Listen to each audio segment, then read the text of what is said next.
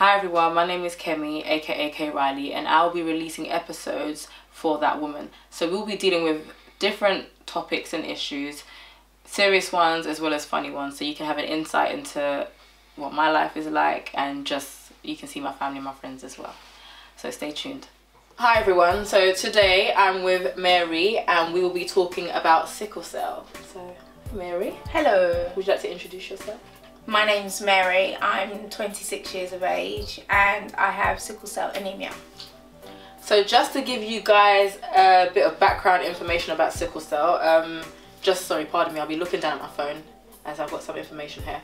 Sickle cell is an inherited blood disorder that mainly affects people of African, Caribbean, Middle Eastern, East Mediterranean and Asian origin. Red blood cells are rigid and shaped like a crescent. Please remember, this is just my notes. It is also good to do your own research on sickle cell as well. So Mary, the first question. When did you know that you had sickle cell? Well, I've only ever known having sickle cell. So I was not diagnosed at birth. The story I was told, my parents said that one day I just stopped walking when I was a child, and they took me to hospital, and that's where I was diagnosed with sickle cell. But that happened way before I can remember. So as long as I can remember, I've always known having sickle cell. If that makes sense. Yeah. Okay, so people don't actually know they have sickle cell just from taking a normal blood test. They have to actually get what checked in particular? It is a blood test, but they have to have the hemoglobin checked. So right. A lot of people think it's blood type, but it's not. It's the hemoglobin that they need to have checked. Okay, so you said that you've always, you've lived with sickle cell as far as long as you remember, well, since you were born. But when did you, as you got older, obviously you have a better understanding of, maybe, I know you've been living with it, but you understand what's really going on. So what were your thoughts to truly understanding how severe sickle cell is? Rightfully or wrongfully, I was quite naive about the whole condition whilst I was younger. When I was under the care of my parents, I had to learn about the condition and how to care for myself when I moved out. So that was when I was 18, and between the ages of 18 to 20 I was very sick because I didn't know how to look after myself, or I wasn't looking after myself adequately. So yeah, I was quite sick. But in time I learned what works, what doesn't work, what's a trigger, what isn't a trigger, things like that, and I was able to kind of build up what I would call my care plan as such. So yeah. Okay, well this is something that I actually need to be educated on as well. We've spoken, well you've told me what it was, well not what it was, but you told me you've had a crisis before. Yeah. But for people who don't know, what exactly is a crisis? If I just start, if I backtrack a bit, so in the average person, someone with normal blood, they have circular red blood cells, and the circular red blood cells are kind of concave in shape, so there's like a dip in the cell. That's to carry the oxygen around the body. But somebody like me who has sickle cell anemia, a large percentage of my red blood cells are shaped like a banana, like a sickle, hence the name sickle cell. So they get stuck in the blood vessels. A crisis, I guess it's tantamount to a blood clot, in that the blood vessels get stuck in the blood cells get stuck in the blood vessels, sorry, and there's difficulty in the traffic of the blood cells, which causes excruciating pain. The pain, how would I describe it? It's like a radiating pain inside the bone that radiates out. So it's like somebody stabbing you inside the bone and it radiates out, kind of thing. And that's what we would call a painful crisis. There are other types of crisis, but usually when somebody who has sickle cell says they're in crisis, that's the type of crisis they're referring to. Yeah, because I was shocked. Well, you remember we went out on a Saturday. Yes. And we went for breakfast. We went for breakfast, everything was fine. And then the next day, you were in hospital. Yes. And when I saw your sister, I was just well, when she told me, I was thinking, how did that happen? Yeah, because I was literally just with her less than 24 hours ago. Yeah. That was a shock. The condition is spontaneous. I use spontaneous as a word, which is quite a blessing of a word to use for the nature of the condition, but spontaneous in that I can be fine today and not so fine tomorrow. So like today I'm fine, my arms are fine, my legs are fine, but sometimes I may wake up, or I may be at home or out, and I'm practically crippled, I can't walk, or have to crawl around, or have to be carried, or things like that. So yeah, it is spontaneous in that sense, but what can you do? Life is life. Yeah. Yes. But you're dealing with it well. Yes, I try my best. That's good. So you spoke about, you know, your family basically caring for you until you had to go off to uni, and that's when you started caring for yourself. But just can you kind of give me a brief overview of what your support system is like, and how important it is to have a good support system? Oh, I think a good support system is imperative. I've got a fabulous support system. I've got great siblings, parents, friends, great partner, all of whom support me when I'm in hospital. I've got friends that I may not speak to on a day-to-day basis, but as soon as they find out I'm in hospital, they'll come and visit me. My siblings always make sure they come and visit me. My brother's quite good at that, actually. He always comes to make me laugh, kind of thing. So like a lot of people, yeah, to lift my spirits, which is nice. He just comes to the hospital, run two jokes and make me laugh, and then he's on his way. So that's nice as well. My parents, my mum in particular, are very, very supportive. I guess she does get worried and stuff, but she's very good at hiding it. I've only ever seen the worry, I think, on 2 occasions. No, yeah, my mum hides it well, but yeah, I'm thankful for it as well. Like, my support network kind of keep me going, keep me strong, because there are times where I don't feel like I'm going to come out of the situation alive. There have been about 4 occasions where that's happened to me, and my support network is kind of all that's got me through, so I'm really grateful for them all. So you spoke about having a very supportive partner. So let's say you're that woman.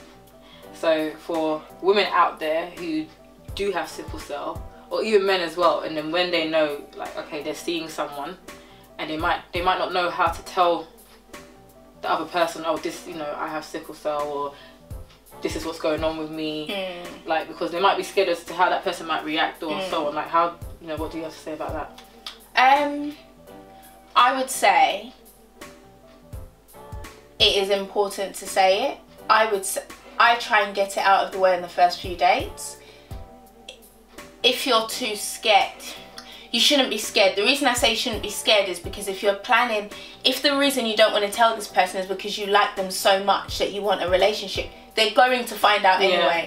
There's like no two ways about it. Something is going to happen and they will find out. So it's better for them to hear it from the source first. If they decide that they can't handle it, I think it's important to tell them so people know what they're signing up for. Yeah. And if they feel that they can't handle it, they're at liberty to walk away. And if they walk away, they are not the type of person you need as a partner anyway. So it's kind of a win-win situation. Either you tell them and they're fine with it and you move forward, or you tell them they're not fine with it but you move on without depending on a partner who isn't going to be there for you when, sorry for a better phrase, shit hits the fan. True. I totally hear what you're saying. I just wanted to also know, because you said you've had a crisis, and to my knowledge, these crisis, like a crisis can happen at any moment. So how does having sickle cell affect your work life? Yeah, it affects my work life. I've been fortunate in that I've had relatively understanding employers. But I remember when I first left uni, my first job, I was sick a lot. And I think that was because my body wasn't used to the 9-to-5 type of work. So it was in a transitioning period. Okay. So I was learning how to manage my body, my health, things like that. And my manager actually pulled me into a room and was like, the amount of sick leave that you're taking is too much. Are you sure you're fit to work? So she was implying that they could discharge me from work. Oh, wow. And I signed on for incapacity benefit, which to me doesn't make sense. I have 2 working legs, 2 working arms, a working brain. So there was, to me, incapacity benefit was not an option, but that was the first job I had. I moved on to my second job after uni, and I got better. I was still sick, so there was a year that I had about 30 days off sick, which is about a month, which is a lot of time. Time off, but these things happen. And my current job now, which is the 3rd job I've had since uni, I've been okay. I'm on about 4 days sick now. But So far so good. So far so good. That's good. So how does having sickle cell now affect your social life? Social life is an interesting aspect, I think, because there are times when I'm with my friends, or I want to go out with my friends. I may have had plans to go out, but I just don't have the energy. I think that's another kind of aspect of the condition that people don't see, because it's not physical. Like the crisis isn't physical, but if somebody's in physical pain, if I'm screaming or crying, you can see I'm in pain. But because of the lower hemoglobin levels in sickle patients, we do get tired a lot quicker than the average Joe Block. Yeah, less iron.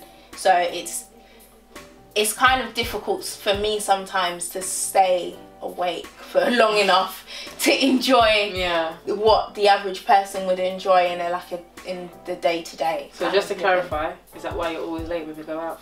I'm not late. I'm never late. I don't know what she's talking about. You're always late. I'm never late. You were late today. I was not. You were actually late today. I was not. She was late. She told me to be here at 12:20. 12, I was 12, here at 12:15.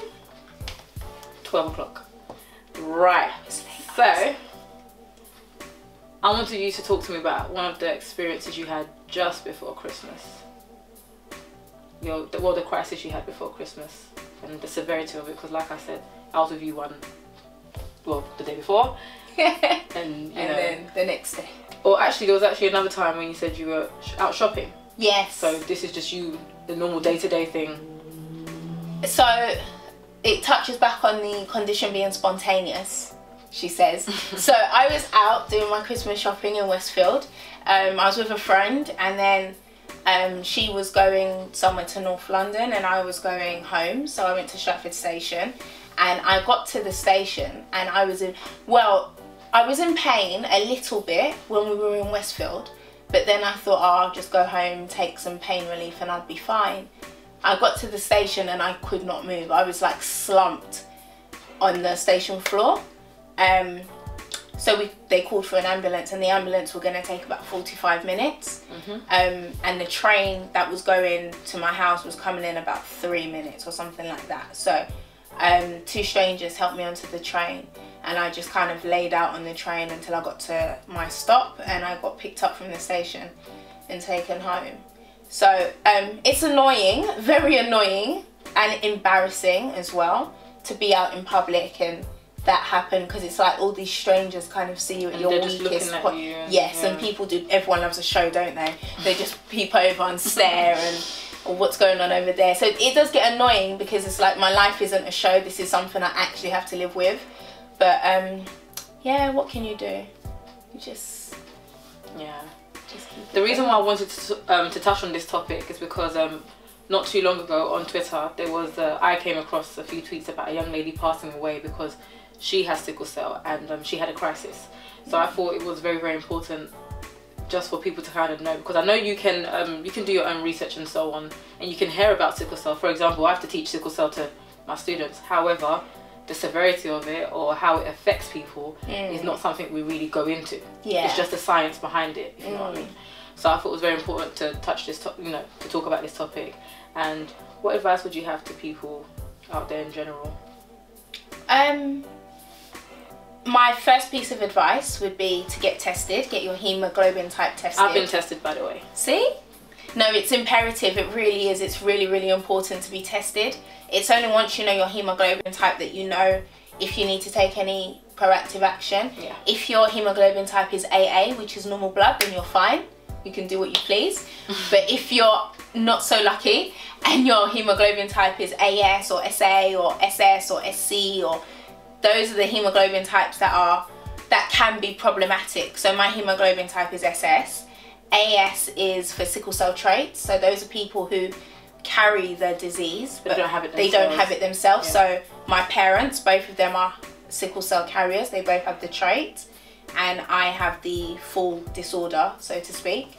So I would definitely say if you have an AS or SS hemoglobin type, that you should try as much as possible to not have children with somebody else who also has an abnormal hemoglobin type, I do hear the argument that, oh, but it's just sickle cell, it's not that deep, or there's better treatment, or this, that and the other that people can have, so their life kind of, the quality of life would be better. And people say that knowing people who are like me, who have sickle cell and look fine usually on a day-to-day basis, but there are people who, so children with sickle cell, for example, are prone to strokes. Not a lot of people know that. So if they're prone to strokes, then there's all kind of complications that can occur. I know quite a few sickle patients who are wheelchair bound or severely disabled as a result of the stroke that they had, which was induced by the sickle cell crisis. So things like that, like, no, I would hope nobody would want to bring a child into the world willingly knowing that they're going to suffer. So if you are able to kind of mitigate that, I would assume that any reasonable thinking human being would do what they can to mitigate that kind of outcome. Yeah. So I would advise, definitely to avoid making sickle cell babies. Thank you for sharing your story. I really appreciate it. Hopefully this educates a lot of people out there as to, you know, because of your experience. And that woman is a sickle cell warrior. Yes, she is. So thank you very much. That's fine. Thank you for having me. No problem.